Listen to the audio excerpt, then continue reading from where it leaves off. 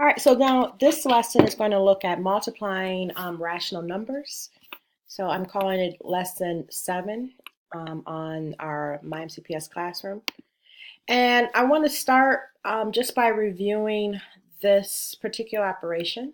And I think we spent some time on this in class, in that this right here, this part of this, well, now it's an equation because I have an equal sign, notes that I am doing the opposite of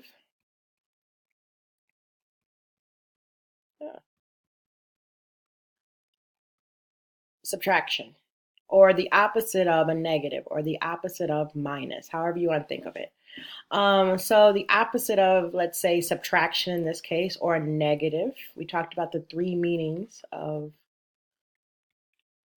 that sign, makes it positive, right? So I'm just going to do that, make this into a positive.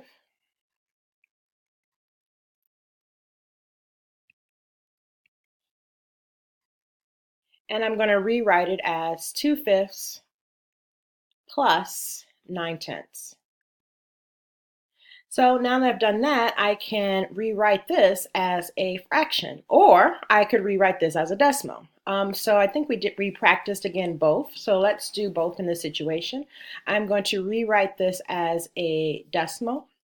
And it's sort of easy to do that because I read it as I would write it as a fraction. 9/10 will be written as 9/10. So if I rewrite this problem,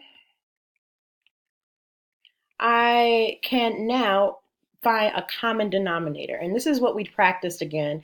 We cannot, when we're adding, just simply go across. And today we are going to be able to do that because we're going to work on multiplying rational numbers. But when we're adding and subtracting them, we can't just simply add across, right? We need to find a common denominator. In this situation, I'm going to change that 2/5 to something that has a denominator, a shared common denominator with 9/10. So 2/5, and I know already that 10 is a multiple of 5, right? So I found a common multiple. I multiply that by 2, and I'll do the same on the top. So now I have 4/10 is equivalent to 2/5. So I could do 4/10 plus 9/10 to get 13/10. Or if I wanted to change that into a mixed number, instead of a fraction greater than 1, I could have 1 and 3/10. So that was the first method, right? We rewrote this as a fraction. Now we're going to do the second method and rewrite the fraction as a denominator. So 2/5. Again, I'm going to see how many times does 5 go into 2, right? So I know that 5 goes into 2 0 times. So I'm going to put a decimal here, and I'm going to bring that decimal up, and I'm going to add a 0, right? Because I can add however many zeros I want behind this decimal place and not change the value of 2. So now how many times does 2 or 5 go into 20? Well, it goes in 4 times, because 4 times 5 is 20. And then it gives me 0, so it has a nice even amount. I don't really need that 0 there. It could be 4/10 or 40/100, whatever. But I'm just going to keep it as 4/10. And again, this was our opposite of. So I made that addition. Opposite of a negative 9/10 is a positive. So I have 9/10, and again, the same is true, right? We have 13/10, which would give us 1 and 3/10.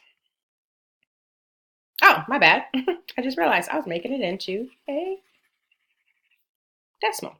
So 4/10 plus 9/10, which would give us 13/10, or 1 and 3/10. All right, so this one was very much like that one, so I'm going to skip it, and I'm going to go right into some practice that we did on understanding the rules behind multiplying and dividing positive and negative numbers. So the first one is a negative times a positive is always a negative. So we talked about how we could have two groups of, let's say, -5. right? Just as we could have two groups of positive 5. So what would two groups of positive 5 look like? It would look like 5 plus 5, right? Repeated addition, and that would give me a positive 10. Right, that's our example here. And we know that a positive times a positive is always a positive, right? So what would it look like here? It would be negative 5, right, times negative 5, or rather, sorry, plus a negative 5. And if I again use repeated addition in a situation, I would have a negative 10.